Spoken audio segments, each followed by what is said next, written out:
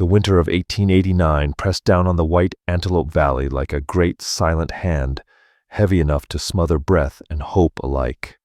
Frost clung to the cottonwoods that lined the dry wash, and every beam of morning light felt thin, fragile, as if afraid to disturb the cold.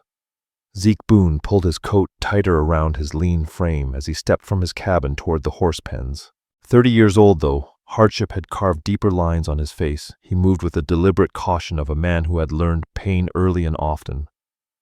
He had served as a scout during the border wars long enough to learn the worth of silence, and how quickly a heartbeat could vanish into dust. Now he lived alone, tending 6 horses and a dozen honey hives tucked beneath the cliffs to the west. The horses were strong, smarter than most men gave them credit for, and the bees were gentle enough if handled with respect. But neither the horses nor the bees filled the empty shape inside him, where his wife Clara used to live. Clara had been the bright place in a dark world, a woman whose laughter could soften stone. Her death, a sudden fever 1 year ago, had left the cabin hollow and still. Even now the edges of her shawl hung from the hook by the door untouched, since the day he laid her under the red earth. Zeke's breath rasped as he crossed the yard. His fever from the night before had worsened. He'd slept little, tossing beneath rough wool blankets drenched in sweat, though the room was cold. But the horses still needed feed, winter or not. "Easy now," he murmured to Thunder, the roan stallion that greeted him first. The words came out thinner than he intended. His hands trembled as he lifted the sack of oats, and a jab of pain shot through his ribs. The world blurred for a heartbeat, then righted itself.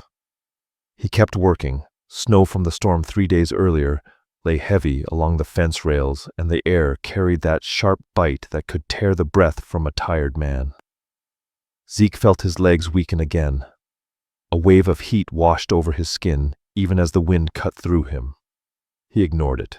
A man alone on Apache land had no choice. Halfway to the second feeding trough, his knees buckled. The bucket slipped from his hand. The sound of scattering grain, sharp in the frozen stillness. The horses whinnied low on easy sounds, just as Zeke crumpled into the snow. He tried to rise. His arms refused. A darkness rimmed his vision, collapsing inward, until the cold ground was all he knew. Millie Hayes had been riding back from the clinic when she heard the horses cry out. The sound carried strangely across the valley. Sharp, urgent, nothing like the usual morning course. She reined in her mare near the narrow dirt road. The wind tugged loose strands of her chestnut hair from under her scarf as she listened again. Another call, this one long and distressed. Something was wrong. At 25, Millie was young for a doctor, and younger still to be sent to live among the Apache families near White Antelope Valley.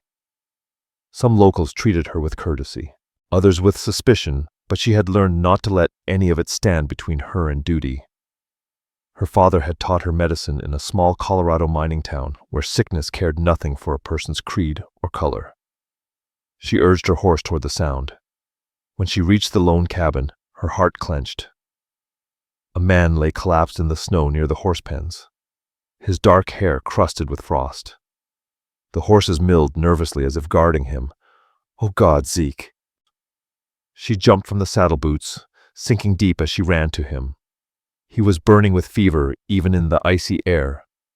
She could feel the heat through his coat. His breathing came in ragged pulls. "Too shallow. Too slow. You're not dying today," she whispered firmly, more to push down her own fear than anything else. She hooked her arms under his shoulders and dragged him toward the cabin.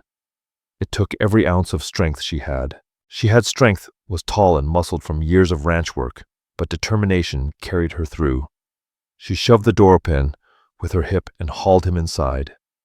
The cabin was colder than outside air. The hearth held nothing but gray ash. "Of course," she muttered. "You'd forget to take care of yourself before anything else." Once she laid him on the cot, stripped off his ice-crusted coat, and rushed to light the stove. Soon the fire crackled, sending a faint glow across the wooden walls. From her satchel she drew a bundle of dried herbs, yarrow cedar, elderflower. Her hands moved with practiced precision, crushing leaves, boiling water, mixing steam bowls to ease his lungs, pressing warm cloths along his neck. She worked until sweat beaded on her own brow, despite the cold. While searching for extra blankets, she opened a small trunk by the bed. Inside lay a framed photograph of a young Apache woman smiling softly. Her long braids tied with red ribbon. Millie's breath caught. Clara, her childhood friend, her playmate from years long gone, the girl she used to pick wildflowers with before their families drifted apart. Oh, Clara. Her knees sank to the wooden floor. You didn't tell me you'd made a life out here.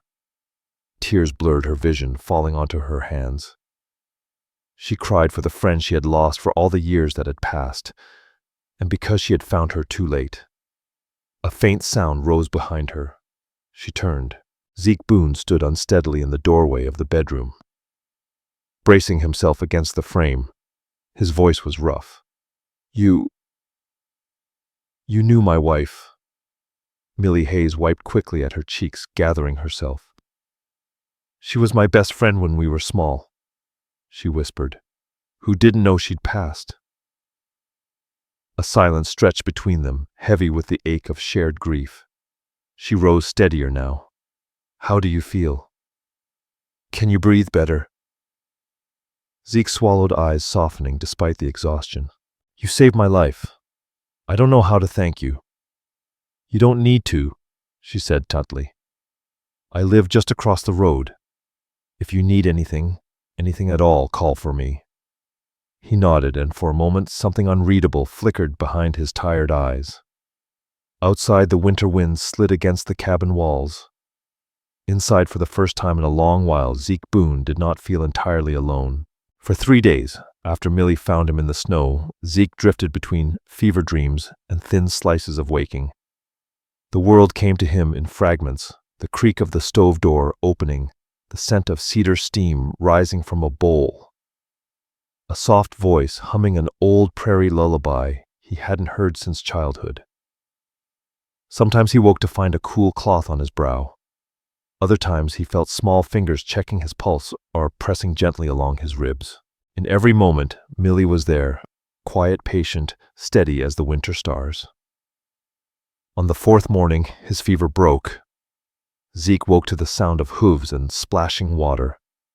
Through the frosted window, he saw Millie standing in the horse pen, her coat dusted with snowflakes as she hauled warm buckets to the troughs. Thunder leaned his large head against her shoulder as if she'd been part of the ranch for years. She laughed softly and scratched the stallion's mane. The sound hit Zeke unexpectedly, like sunlight cracking through a boarded window. He found himself leaning closer to the glass, watching her longer than he meant to. When she returned inside, her cheeks pink from the cold, she startled a little, seeing him sitting upright at the table. "Well," she said with a crooked smile, "you're finally awake at the right hour." "I didn't ask you to feed my horses," he rasped, though the gratitude in his eyes betrayed the words. "No," she answered, removing her gloves, "but they needed someone, and you weren't exactly in condition to argue." Zeke snorted softly. "They usually don't take to strangers." "Animals sense the truth in people," she replied. "They know I'm only here to help." Her confidence amused him, and a warmth not fever stirred in his chest. She set a bowl of broth before him, steam rising gently. "Eat. You need strength." He obeyed without protest. The broth was simple bone stock and herbs, but it tasted better than anything he'd had in months. For a while they sat in quiet, the crackling fire, the only sound, until curiosity tugged at him. "You said Clara was your friend," he murmured. Millie's spoon paused midway to her lips, her gaze lowering. "Yes, long ago. We were little girls in Colorado territory. I didn't even know she'd come here, or that she was gone." Zeke swallowed, his throat tightening. "She died fast. Fever hit her like lightning. Nothing I did mattered," he added softly. "I'm sorry," Millie whispered. "She deserved a long life." He nodded, staring into his broth. She talked about a white girl with freckles who used to give her wild plum jam. Millie let out a soft laugh. That was me. My mother said I ate more jam than I shared. For the first time in months, maybe longer, Zeke smiled. Millie visited every day after that, at first to check his breathing and temperature, but soon for other reasons, bringing warm bread, tending the horses, clearing snow from the path between their cabins. Winter settled heavily across White Antelope Valley, but inside the Lone Hawk homestead, something gentler was forming. Zeke found himself watching for her without meaning to. He'd sit at the window after feeding the fire, pretending to check on the weather or the distant cliffs, though his eyes always drifted to the small cabin opposite his own. Some mornings, she would catch him watching and wave. Other mornings, she was already walking toward him with a basket full of supplies before he'd even opened the door. One evening, as a pale violet dusk settled across the valley, she stepped inside, holding a pot of honey sage tea. "You keep looking more alive each day," she remarked, pouring for both of them. "That's your medical opinion," he teased. "And my personal one," she added, smirking. The cabin felt warmer than the fire could account for. They talked about Clara, but never in a way that reopened old wounds. Millie Hayes asked about the plants Clara used to gather the songs she hummed while she cooked, and the dreams she had for the horses. Zeke found himself surprised by how easily the words came and how comforting it felt to speak Clara's name aloud, with someone who truly understood its weight. And Millie listened not out of obligation, but because she cared. One snowy afternoon, she returned from the horse pen, covered in mud, laughing breathlessly. "What happened?" Zeke asked, raising a brow. "Your stallion has opinions," she declared. "He thinks bath time means playtime. He splashed you, didn't he?" "Oh, splashed. Zeke, he drenched me." He chuckled, the deep warmth of it lingering between them. "You didn't have to bathe him. You didn't have to survive freezing in the snow." She shot back lightly. "We both do things we don't have to." Her words hung in the air, tender as a heartbeat. Early December brought their first shared supper. Millie had roasted a small hen seasoned with juniper berries. Zeke had carved a pine stump into a simple centerpiece, more awkward than pretty, but Millie's face softened when she saw it. "It's beautiful," she said. "It's crooked," Zeke countered. "Crooked things can still be meaningful." They ate while snow drifted past the windows like slow feathers. Conversation flowed easier now, stories of her years in medical training, his months scouting along the border, her love for astronomy and his passion for honey harvesting. At one point she lifted her cup, hesitated, then murmured, "It's strange. I came here to practice medicine among the Apache. Yet somehow I feel more at home in this cabin than anywhere else I've lived." Zeke stared at her across the dim lamplight, something unreadable flickering in his eyes. "I feel the same," he admitted, "and I don't know what to do with that." She looked down her cheeks, warming. "Maybe," she whispered, "we don't need to do anything yet." He nodded. But in his heart, something had already shifted. One night after she'd fed the horses, Millie stayed on the porch, brushing snow from her coat. Zeke stepped outside, leaning on the doorframe. "You don't have to keep doing all that," he said. She met his gaze. "I know," she replied, her breath clouding between them, rising like pale smoke. "Why do you—" "Because," she said quietly, "no one deserves to face winter alone." For a long moment they simply stood there under the winter sky. No wind, no sound. Just the slow falling of snow, softening the entire world. Zeke felt a warmth bloom inside him. Its quiet, steady, almost frightening. And Millie, meeting his eyes, felt it too. Neither spoke the truth aloud yet, but both understood. Winter had brought more than cold to White Antelope Valley. It had brought the beginning of something neither had expected. Winter deepened its grip on White Antelope Valley, wrapping the land in silence thick enough to feel. The days grew short, The nights long and Christmas drew near with no promise of cheer. At least, not at first. Zeke had grown strong enough to work again, though Millie still made him rest more than he preferred. Each evening she stepped across the narrow, snowy path between their cabins to check on him, bringing a pot of stew or a jar of preserves from her modest pantry. And each evening he found some small thing to offer in return, fresh honey, bundled kindling, or helping to mend a tool that had worn thin. They had become each other's habit. By December 23rd, the air tasted sharp enough to break, and the valley's quiet felt almost sacred. That afternoon, Millie knocked softly on Zeke's door. He opened it, but she didn't step inside. Her eyes were bright, a little uncertain. "I was thinking," she began, "neither of us should spend Christmas Eve alone." Zeke leaned his shoulder against the doorframe, fighting back a smile. "Is that your medical advice again?" "That's my human advice." He hesitated, the grief in him stirring. Christmas had once been Clara's favorite time. She loved trimming pine with ribbon, baking sweet bread, singing old tribal hymns passed down from her grandmother. The memory caught at him like a thorn. Millie noticed, as she always did. "We don't have to pretend it's a celebration," she added gently. "Just share a fire, share a meal, no expectations." The knot in his chest eased. "All right," he said. Christmas Eve on December 24th, a pale morning sun glinted off the snow as Zeke trudged into the woods behind his property. He carried a hatchet and a rope, his breath drifting in steady white clouds. The air smelled of fir and distant wood smoke. He searched carefully, running his hand over pine needles until he found a small but sturdy tree on a young spruce, its soft green tips and perfect shape standing out to him. "Not too tall," he murmured. "She'll like that." He tied the tree with rope and dragged it home, the snow hissing softly beneath it. By the time he reached his cabin, Millie Hayes was already inside preparing dinner. He smelled juniper seasoning and roast bird before he even opened the door. She turned at the sound, laughing in surprise. "Zeke, did you cut down a whole forest?" He brushed snow from his coat. "You said Christmas shouldn't be lonely. Hard to argue with a tree for company." "Oh, it's perfect." Her smile warmed the room. "Help me set it up," he said. They planted the little spruce in a bucket of packed dirt near the fire.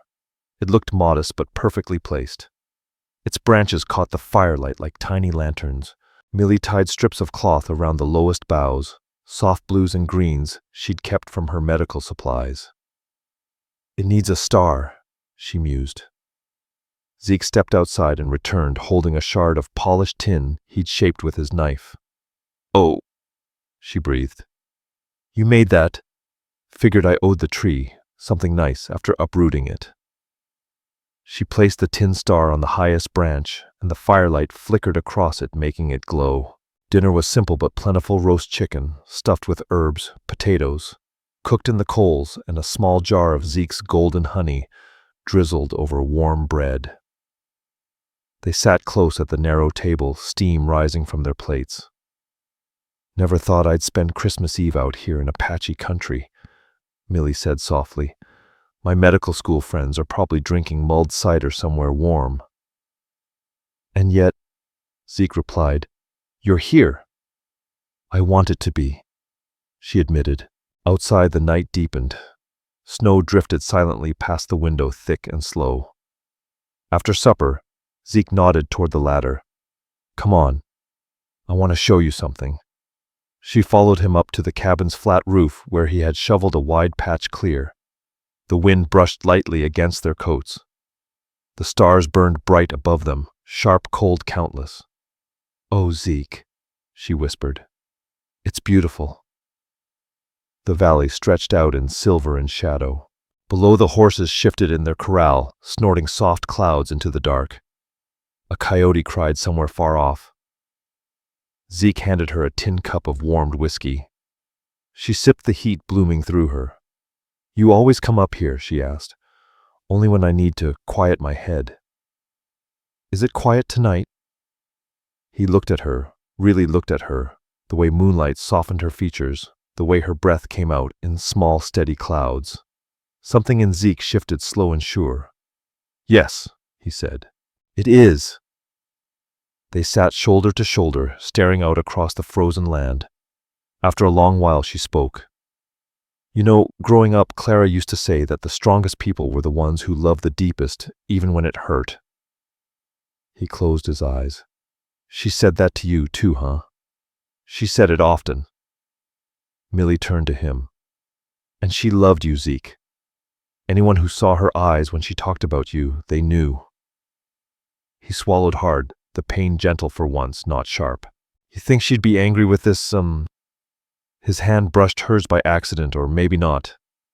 Millie didn't pull away. "No," she said quietly.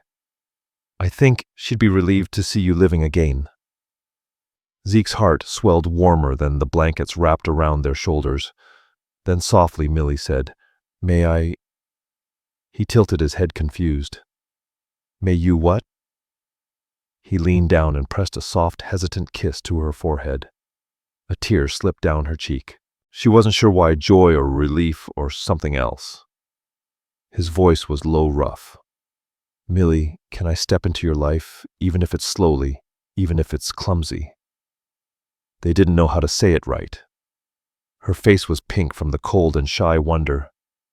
"I think," she whispered, "Clara would be very happy to see us here together." Snow continued to fall around them, gentle as a blessing. For the first time since Clara's passing, Zeke felt the ache in his chest ease. Not vanish, but soften into something he could carry without breaking. They stayed on the roof until their cups emptied and the stars blurred from the cold. When they finally climbed back down, they did so hand in hand, neither pretending it was just for balance. The night had shifted, and so had they. Winter settled deeper into the bones of White Antelope Valley, and with each passing day, the space between Zeke's cabin and Millie's seemed to shrink. Snow piled so high along the narrow path between their homes that the wind sometimes carved tunnels through it, like nature itself clearing a walkway for the two of them. 2 weeks after Christmas Eve, the impossible happened. Millie slipped on the icy slope behind her cabin, twisting her ankle badly enough that she couldn't walk without wincing. Zeke appeared at her door within minutes of seeing smoke from her chimney, sputtering strangely. "You all right?" he asked, pushing inside before she could protest. "I'm fine," she lied, sitting stiffly on her cot with her swollen foot beneath the hem of her skirt. Zeke Boone knelt gently, examining the ankle, and shook his head. "You're not fine. You can't stay in this cabin alone like that. You're moving in with me until it heals." Her eyes widened. "Zeke, you can't do that. People will talk. They're already talking." He met her gaze firmly. "Let them. Your safety comes first." She hesitated for only a moment before sighing defeated. "Just until I can walk without looking like a startled fawn. That's all I ask." And by nightfall, her few possessions were stacked neatly. On Zeke's table, her medical bag, 2 dresses, a stack of journals, and a tin box filled with dried herbs. And though the arrangement was meant to be temporary, the cabin felt fuller, warmer, more human than it had in years. Living together came with its complications. On the first morning, Zeke nearly walked straight into her as she stood barefoot in the kitchen, grinding cedar bark for tea. He froze. She froze. The grinding stone clattered to the table. "I didn't know you were up," he stammered. "I've been up an hour." She tried to step aside but hissed as her ankle twinged. He steadied her by the elbow. Their eyes met. She cleared her throat quickly. "Your stove's a hazard. It nearly smoked me out at dawn." "That's because you loaded it wrong," he argued. "You're suffocating the flame. Or maybe your stove simply hates me. It's just jealous someone else is using it," he teased. She swatted him with a dish towel. Later that same day, Zeke discovered she had organized the pantry differently than he had. His jars of honey were suddenly on the top shelf. Her herbs were neatly placed alphabetically along the middle, and the flowers were stored in a tin he didn't even know existed. He raised an eyebrow. You rearranged everything. She didn't even look up from her notes.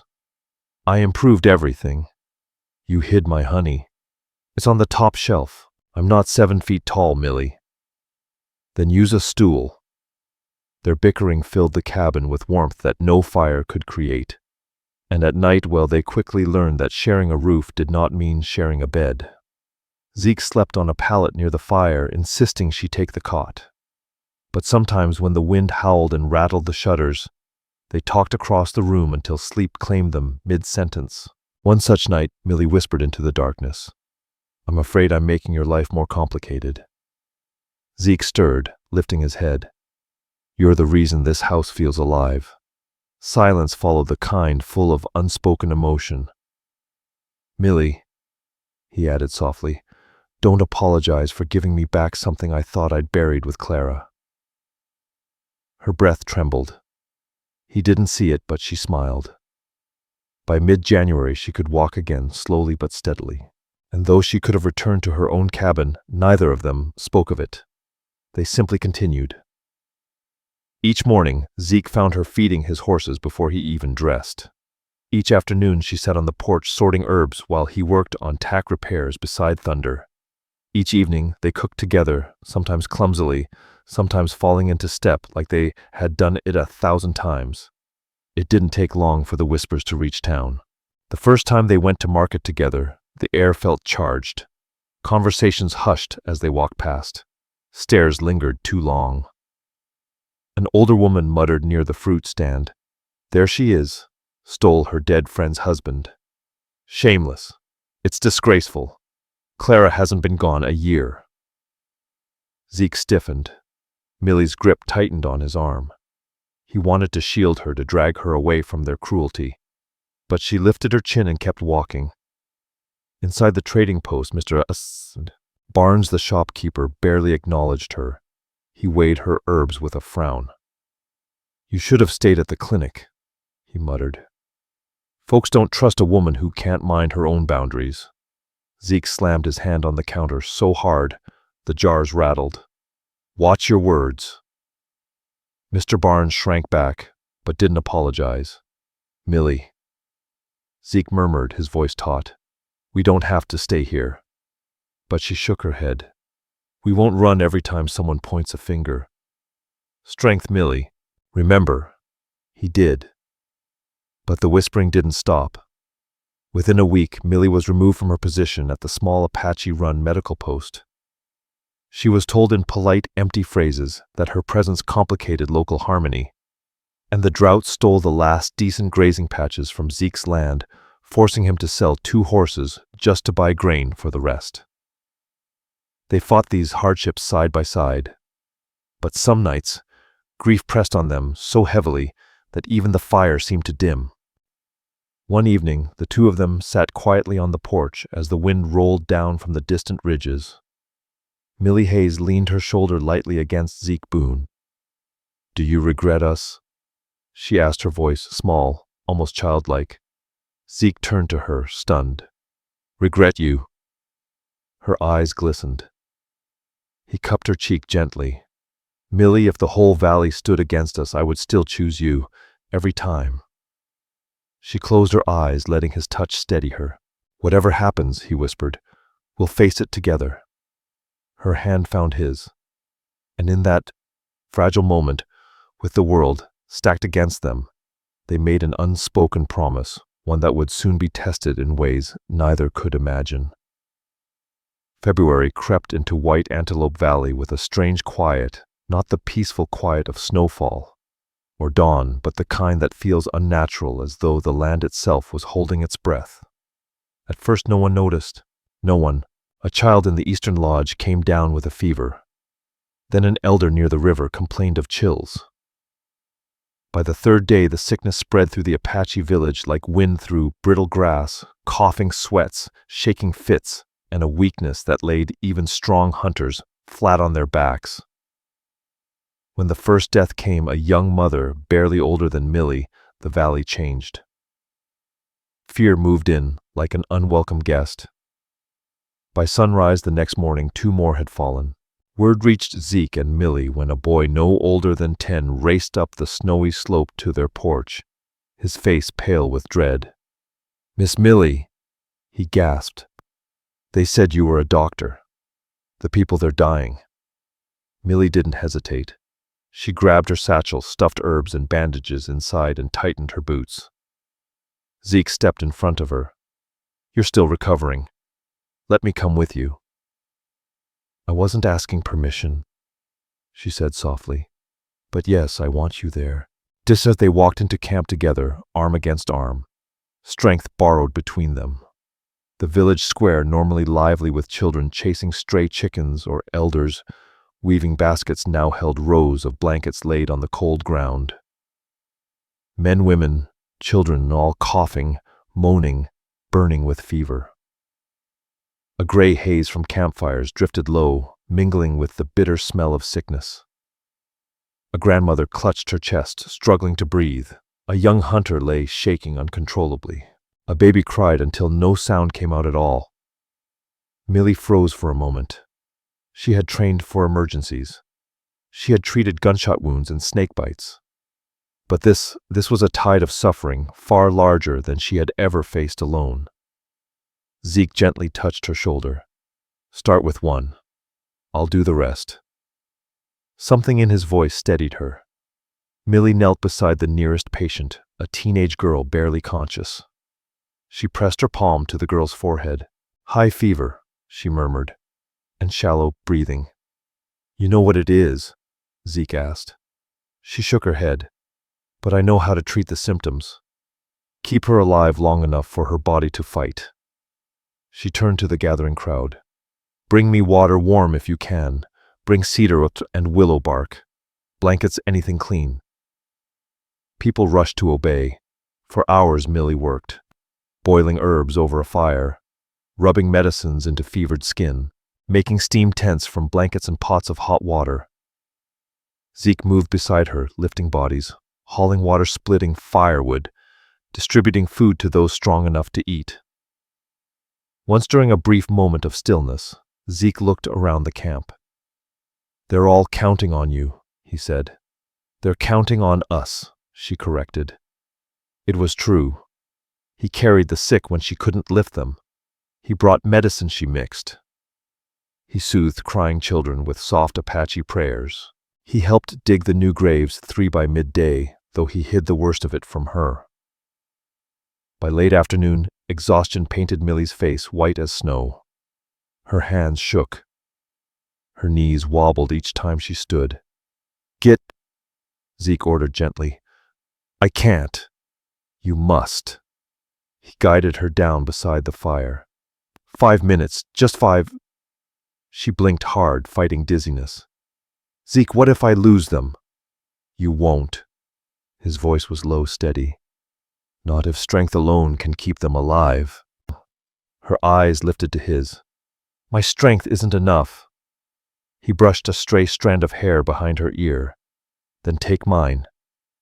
She exhaled shakily, and for a moment, just a moment, she leaned her forehead against his shoulder, drawing in the warmth of him, before the next cry for help pierced the air. For 3 days and nights they fought the sickness. Sleep came only in fragments. 5 minutes here, 10 minutes there. Millie Hayes' voice grew hoarse from giving instructions. Zeke Boone's hands blistered from hauling boiling pots and chopping wood. But something miraculous began to happen. The fevers broke. The coughing eased. Color returned to sunken cheeks. The death toll stopped climbing. An elder, her hair silver like the winter sun, grasped Millie's hand on the morning of the 4th day. "You saved us," she whispered. Millie shook her head. "No, we saved one another." But the villagers knew. They had seen the way Zeke carried a sick child for miles to reach warm shelter. They had seen Millie kneel in the freezing mud for hours, refusing to leave until every patient was stable. They had witnessed their endurance, their sacrifice, their unity. Whispers changed, not of judgment now, but of reverence. "Those two saved our families. Her courage is like fire, and his heart is stronger than the horses he raises." They belong together. We were wrong to speak against them.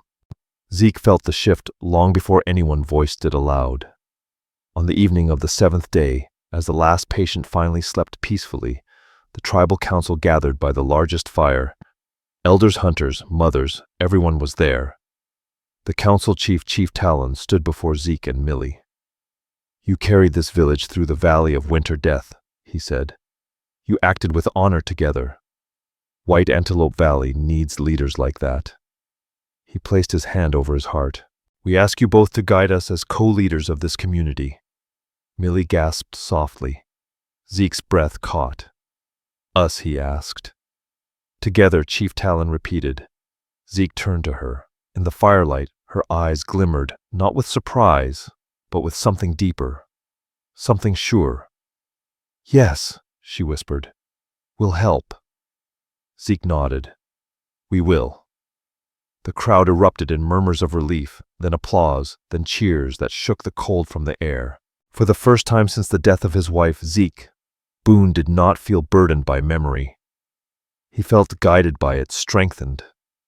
And beside him, Millie felt something she had never expected to find in this remote valley.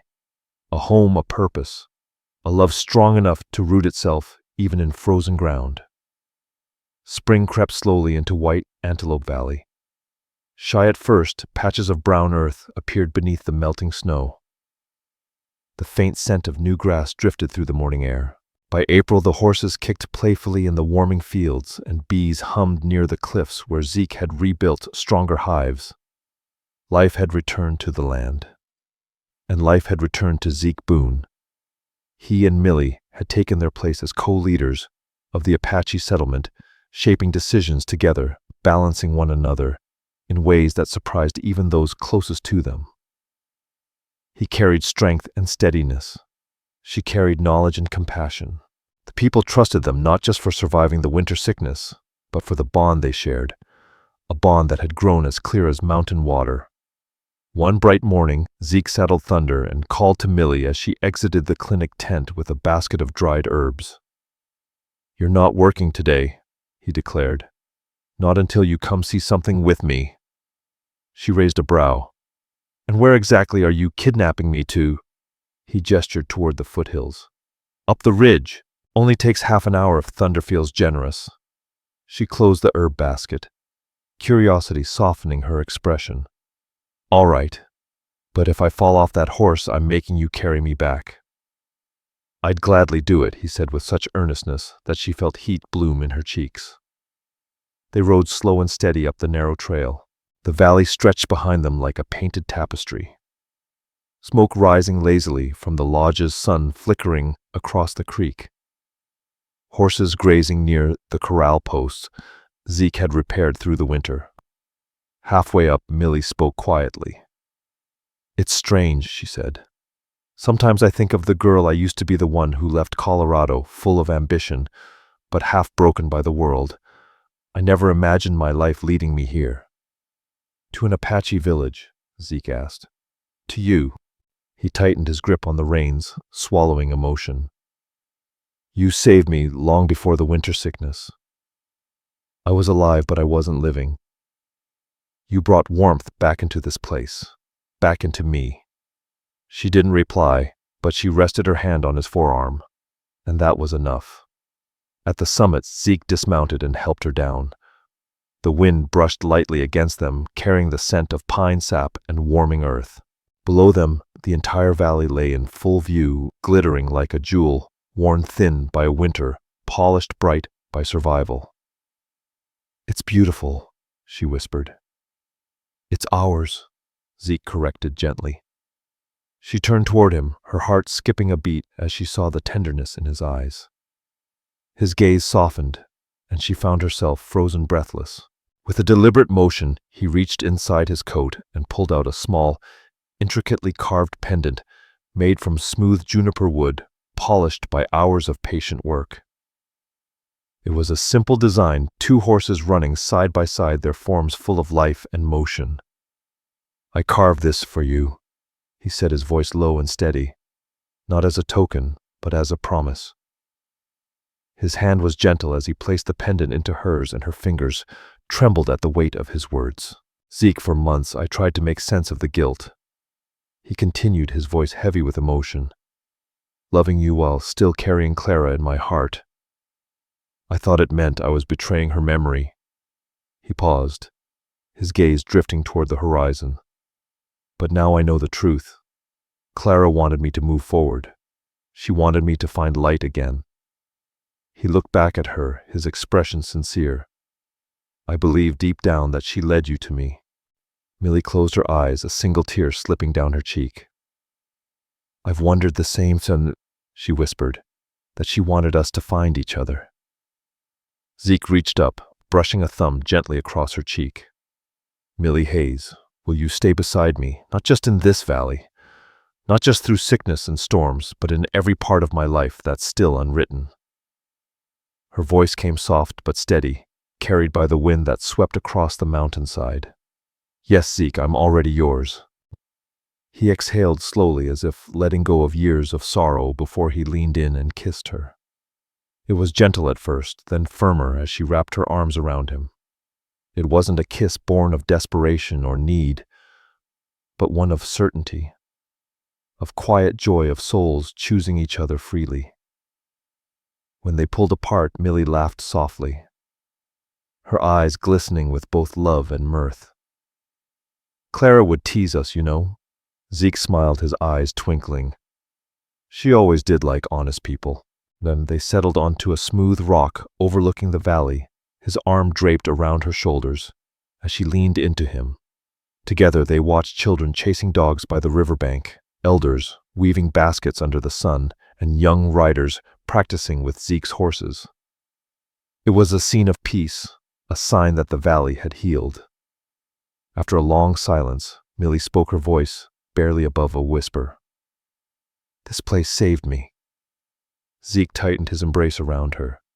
You saved me. She turned toward him, her gaze steady and sure. No, she said softly. You made me want to live again. That's something no one has ever done, he replied. Below them, the spring wind stirred the new grass, rippling the earth with its gentle touch. Thunder, his horse, grazed nearby, his tail swishing lazily in the breeze. The whole valley seemed to breathe with them, as if welcoming their new beginning. Zeke pressed his forehead gently to hers. We'll build a life here. His voice was full of quiet conviction. A good one, strong enough to honor the past and brave enough to face whatever comes next. Millie smiled through her tears, her heart full of love and hope. With you, she whispered, I can face anything. Hand in hand they sat at the mountain's peak, their hearts shaped by winter and carried forward by the blessing of a woman gone but never forgotten. Together they stepped into a future bright as the rising spring sun. Thank you for listening to my story, Zeke said softly. If you enjoyed it, please like, share, and subscribe to the channel so you won't miss the next adventure. He paused, a sincere smile on his face. Feel free to leave a comment with your thoughts or what you'd love to hear next. Your support means the world. See you in the next story. All stories are created for entertainment purposes and may include fictional elements or dramatized interpretations inspired by historical settings. We use AI tools, voiceover, visual scripts, as creative assistants. However, all content is reviewed, refined, and edited by humans to ensure emotional authenticity and storytelling quality. We fully comply with YouTube's policies regarding AI-generated content and do not use any deepfake techniques or misleading recreations of real individuals. All visuals and supporting materials are properly licensed. Sharing, re-uploading, modifying, or distributing any part of this content in any form requires written permission. We appreciate your support and respect for original creative work.